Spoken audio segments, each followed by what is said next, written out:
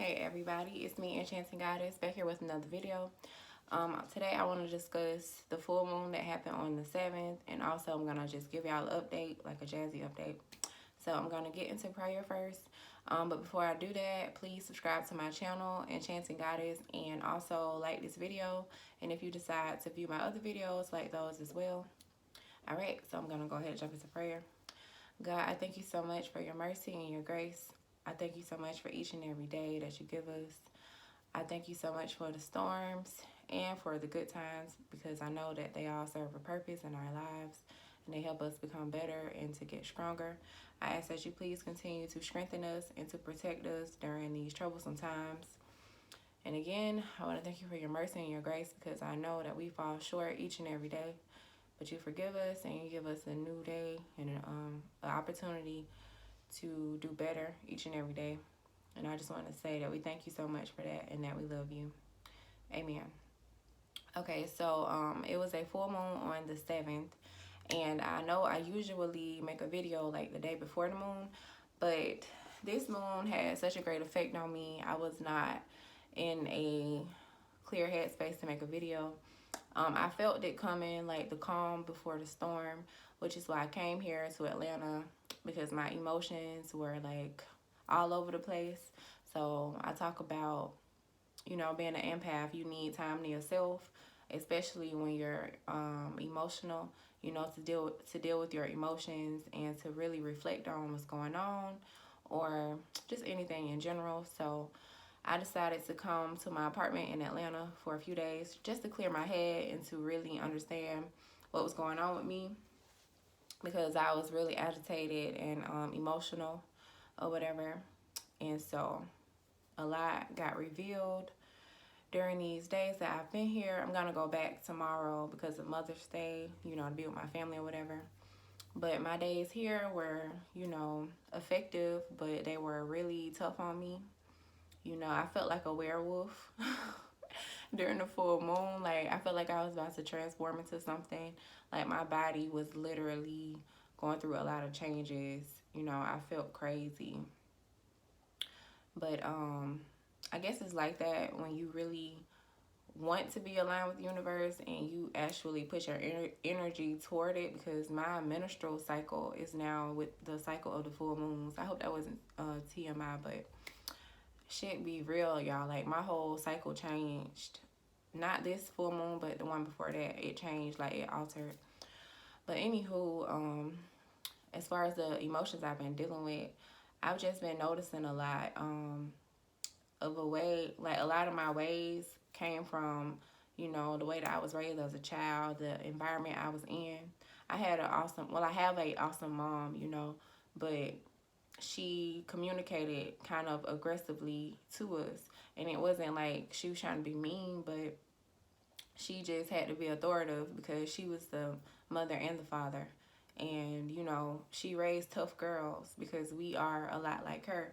So she really had to put her foot down. So she just kind of communicated to us aggressively. Like, she didn't curse. My mama don't curse at us or anything like that. But she just, when she say something, her tone can be kind of aggressive. So I kind of picked up that trait, and I didn't really like it as a child. But when you're a child, you don't have much control. And I'm the baby of all three girls, so it's like I had three mothers. So imagine having three tough people on you all the time. If you want to do something, you got to ask three people. If you make a mistake, you get in trouble by three different people.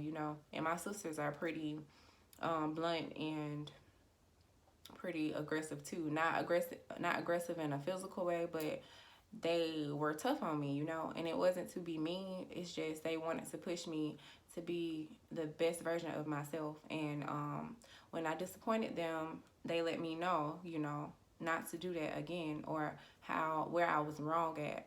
But like I said, I just think in the Black community in general, we aren't the best at communication. We don't understand that, when you talk to children aggressively, you're basically molding them to do the same thing when they become older. That's why they say Black women are hot-headed or angry or whatever. But it's like when you're in an environment where you don't feel safe or secure or you feel like you have to be tough in order to survive, you're going to naturally adapt to that. So it's like I'm not blaming anyone for it, because I understand. You can't be, it would be, people say women need to be women. We would love to be, but the way that life is set up, a lot of us aren't in a position to be submissive or to have someone speak up for us, or we're not in an environment where we are protected. We are our own protectors. So we have to be tough, and like I said, when I was younger, I'm an empath, so I didn't really like being talked to a certain way or yelled at or feeling like I didn't have an opinion, like my opinion didn't matter. And so over time, that build up. And when I became an adult, I just really, I don't want anyone telling me what to do, and I don't like when people talk to me a certain way or I feel disrespected. And that's also coming from me being bullied and stuff like that. I was just I'm still sensitive, but I was a really sensitive youth. So a lot of the things that I experienced in my environment, they molded me to be the way that I am, because I can be short-tempered, or I kind of spaz if I get upset, but I don't like those things about myself. I realize that, and it's like I am bipolar or whatever, but I'm a really nice person. I just don't like that when I get aggravated, sometimes I yell or I may say something kind of mean. I don't like that about myself, because even with people that I love, when they make me mad, I don't want to hurt their feelings, like my nephew or my mom or something like that. And I'm not going to use me being bipolar as an excuse, because it's something that I really want to work on, because I don't want to hurt people that I love. And if I do have children, I don't want to talk to my children that way, because I don't want to pass that to them. I want to break the cycle of harsh communication, So that's something I'm working on, learning how to handle my triggers a lot better. This full moon really triggered me. I got really upset. I had a dream the night before, and during full moon times, the universe is really going to communicate with you and be clear with you on things in your life, or maybe questions that you may have had, or your intuition is really strong. So I had a dream about something that really hurt my feelings. So I woke up angry, and I spazzed out on the person that the dream was about. And it really hurt my feelings, the dream did, and I flipped out. And when it's a full moon, your emotions are heightened even more than they normally would be. And like I spoke to y'all about on a few other videos, I'm ending a karmic cycle, basically being in unhealthy relationships. So my last relationship that I was in was a soul connection. Actually, my last 2 relationships was a soul connection, but the most recent one is a bit more intense. And I just want to say, as an empath, for the empaths that's watching, we attract a lot of narcissistic people who are really selfish and manipulative. Manipulative people are very intelligent. They know how to prey on people's feelings. And an empath to a narcissist is like a prize, It's perfect, because they know that we are emotional and that we are sensitive. And lucky me, my soul connection, I truly believe that he's a narcissist.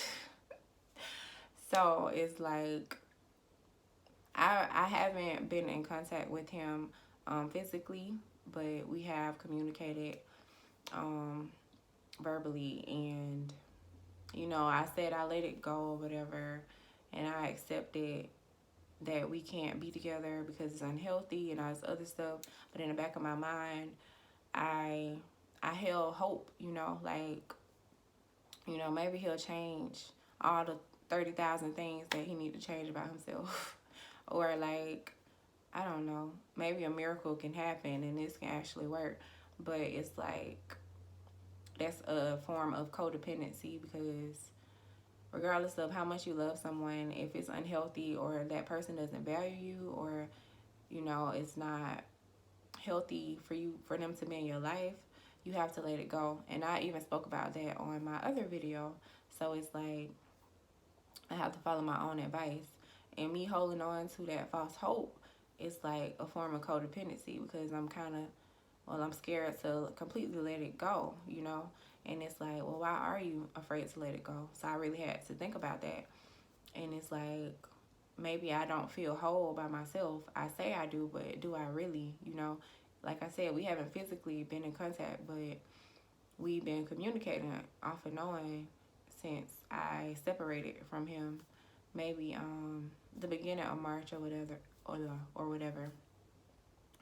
So it's like I have to fully let go, because sometimes we say we let go, but you have to really be honest with yourself. Have you really let go? Do you constantly think about this person every single day? Do you hold on to hope that it could work out? Or you just really have to be honest with yourself. And I feel like I really have to let the situation go, like, all the way. And I'm not gonna sit up here and say that I have, because it don't work like that. Even though I want it to, what I do, I'll say something trying to speak it into existence. Or I just have to be real. If you're in love with someone, you're not gonna just get over it in just like a month, especially if it's a soul connection or whatever. Like, so I'm just still going through that, and I don't like it, because it's like, it feels redundant. But my feelings are my feelings, and I have to allow them to have a space and not be upset about it. So I'm learning to do that, and to also let go of that little false hope that I had in my head, because if someone love you, or you meant to be with that person, it won't be that difficult. You won't have to be disrespected or lied to or anything like that. And I'm not saying relationships will be perfect, but if it's something that's been going on repeatedly, then you have to face the truth of what it is, because people, like I said in my other video, like, people come back to you, yeah, but that doesn't mean that's just because they love you. They may love you, but that doesn't mean that they're going to do right by you. They just know that you're there or whatever, or they just want to get what they can get from you because you keep giving it. And I have been standing my ground as far as seeing the person, but I have to separate myself emotionally, and I don't really know how. I'm going to be honest about it. And it's frustrating, it's draining, it's frustrating. And I've been okay, but this moon, like I said, this full moon, it really reached those emotions that are deep down within you. If y'all haven't noticed, like, some of my videos during full moons, I be kind of emotional. And with this Pluto retrograde going on, retrogrades really bring your shadow work to the surface, things that you need to work on. And also your deepest fears that are buried deep within you that you need to heal. So it's like all of this stuff is surfacing all at once. But I know I'm going to get through it, and I'm going to be stronger once all of this is over. But I'm really just facing my shadow side right now. And that's something that's really not easy, but it's very necessary, so that I can be the best version of myself, and that I can get rid of things that hinder me in my life, habits, and just things, qualities that I don't like about myself in general, and just learning to be healthy mentally or whatever, and learning to be on my own, like, wholeheartedly. I'm not saying you're supposed to go through life being by yourself, but you can't be dependent on outside things, like I always say in my videos. So, like, all the advice that I give to y'all, I'm also going through it as well. And I'm a little bit shaken up, because, like I said, these moons be hitting me really hard.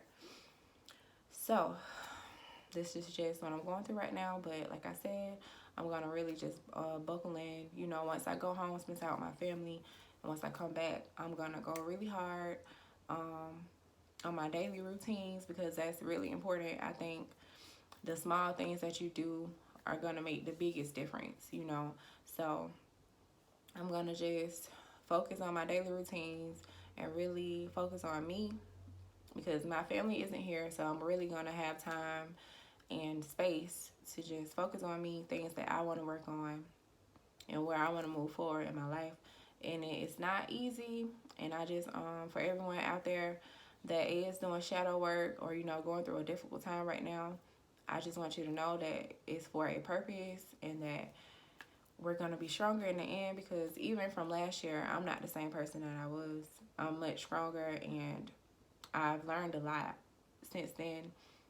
It's kind of frustrating to not be at your destination, but I'm learning to be patient, because everybody always say it's not about the destination, it's about the journey, So I'm learning to embrace my journey more, and I just want to fall more in love with myself and get more in tune with myself and just not depend on any outside things, not people's opinions or feeling secure with a person or habits that I have.